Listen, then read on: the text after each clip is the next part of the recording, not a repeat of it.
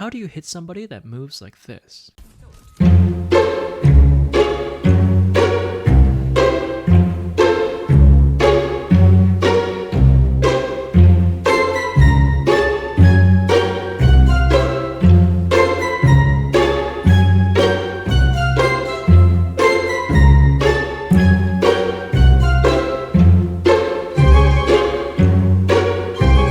All of these games are very different, but in each of those clips, the same thing occurred.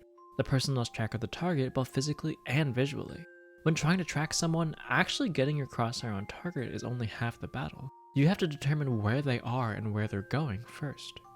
To illustrate this, take a look at these two scenarios in aimlabs.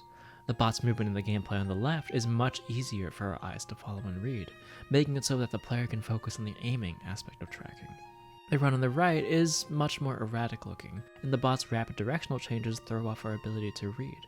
Trying to track without developing the skill of movement reading is like me trying to hit a baseball without wearing my glasses. I might be able to get a vague idea of where the ball is, but because I can't make out exactly where it's going, I'll struggle to hit it. But both of these runs are on the same scenario.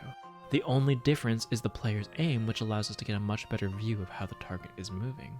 So how can we put on our metaphorical glasses and get this clearer picture of what the enemy is doing in real time? The player on the left has mastered the skill of smoothness, the core concept that underpins not just movement reading, but almost every part of aim. I think the best way to conceptualize it is that smooth aim has no excess movement and a continuity of motion that comes from having a fine control over the acceleration and deceleration of the mouse. People will often view snappiness and smoothness as diametrically opposed concepts, but a fast flight can still be smooth through the way we're defining it here. Smoothness is kind of like using a higher refresh rate monitor, where it provides additional clarity while things are in motion, allowing you to react faster.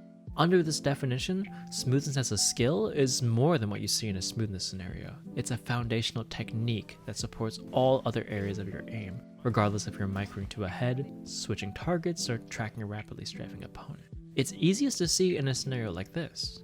If you try and imagine the most efficient path between these two targets, it's just a simple straight line. But when most players play this scenario, it looks more like this.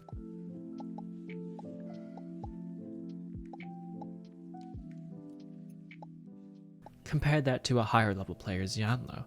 He makes very efficient lines, continuously transitions between flicks and micro adjustments, and features no shakiness or instability in his aim. A big component of this is that he almost never overflicks. He either lands right on target or slightly short, meaning that you don't see all of that excess movement that comes from overshooting and having to readjust. This level of optimization is what we're looking for in all types of aim if you want to keep the crosshair steady as possible. But how do you achieve that? Of course, practicing with this ideal in mind will naturally make your aim smoother over time, but we can dive deeper than that. What causes unsmooth aim, and how can we learn to avoid these pitfalls? It ultimately comes down to a lack of confidence. When there's a lack of confidence in your aim, it tends to create shakiness and instability. When it's a lack of confidence in your reading, it results in a lack of continuity in your aim. For shakiness, this lack of aim confidence creates tension. When most players attempt to perform an aiming task they don't feel comfortable with, gripping the mouse tightly is a natural reaction. This could be precision, rapid directional changes, or fast flicks, but regardless, tension usually provides a band-aid fix to these issues. But with tension, you can lose a great deal of control over the amount of acceleration and deceleration you apply on the mouse. It becomes really easy to make overly aggressive mouse movements or shake uncontrollably after a flick. But the idea here is that being aware of your tension can be an indicator of your weaknesses. Tension isn't always a bad thing, and the takeaway here isn't to eliminate all tension in your aim or develop a delusional level of confidence, but instead, think about situations where you do tense and determine if it's covering an underlying weakness.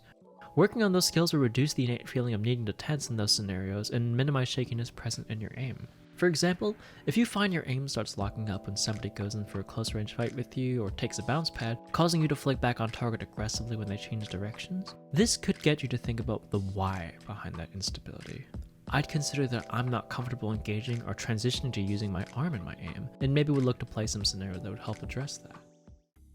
But issues like this are not always caused by tension. They might stem from technique-related problems too.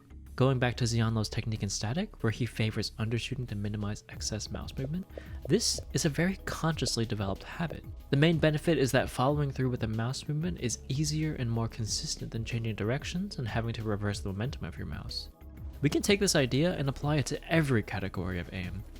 Let's think about those intro clips again. If these players aim to minimize their mouse movement and lean towards under-aiming, if they do happen to undershoot, it's much smoother and more efficient to correct back to the target. And for tracking specifically, it even has the additional benefit of being much better at catching those rapid strafes, where if they change directions, they'll strafe right on top of your crosshair, potentially avoiding the cycle of constantly overcorrecting caused by all that excessive perceived motion. This could have given them enough visual clarity to read their opponent's movements and end up winning the fight. But have a look at this gameplay. It's not shaky, but it's not smooth either. This is what a lack of continuity in aim looks like. The main cause for continuity issues is that lack of confidence in reading. When you don't trust in your ability to react to the enemy's movement patterns, you'll often lean into prediction. In this clip, I stopped tracking my opponent and start moving my mouse in the opposite direction, even though there's no visual cue or reason to, because I relied on prediction and expected the enemy to move in the opposite direction. Now, there are times in which prediction is a useful tool, like in an enclosed space or when the opponent enters a predictable arc, like a jump pad. But these are exceptions to the rule. On top of creating this unsmoothness, it also prevents you from improving your reading skill, especially when you use it in aim trainers. If you play a scenario that's too difficult for you to read, prediction will probably help your scores, but avoiding that will make for much better practice that will translate more to in-game scenarios. Although, discontinuity can also be a mechanical issue. It could come from difficulty combining wrist and arm aim, or just a general lack of development in your mouse control. At the end of the day, putting in the time and practice is what makes all of these ideas come together, but it's important to think about the goals behind your practice as you build these habits and speed them up with time. You want to be thinking about what your practice is doing for you, whether that's in an aim trainer or just in your game of choice. If you do choose to tackle these weaknesses in an aim trainer, check out the resources we've made in the description. We have scenarios to cover every type of aim that can help you focus on whatever it is you're working on and give you feedback on how developed each of your skills are. Thanks for watching, and we'll see you next time.